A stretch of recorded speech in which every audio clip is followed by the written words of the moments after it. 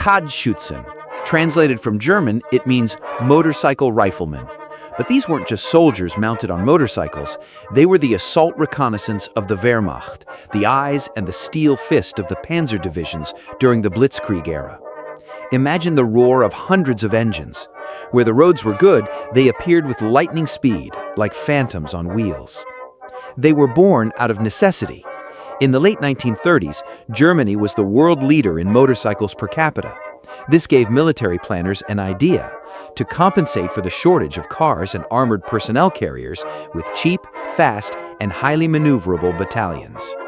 These units, formed for the fast troops, became an integral part of every panzer and light division.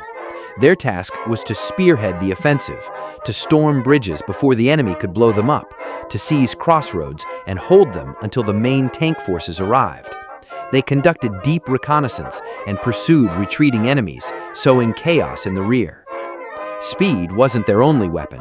Every Kradschütze was armed with a carbine, but the battalion's real firepower came from the light and heavy MG machine guns mounted directly on the motorcycle sidecars, as well as mortars and light anti-tank guns.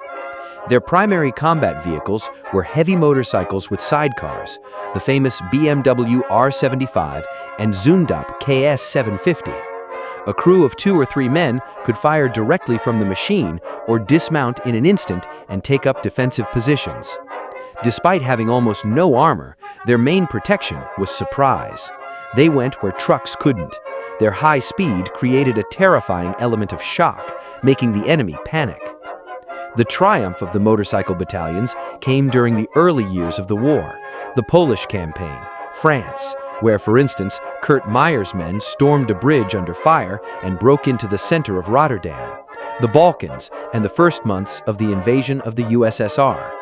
But with the mud season on the Eastern Front, where machines got bogged down and the riders were left completely exposed to bullets and shrapnel, it became clear that the time of these knights of the road was passing.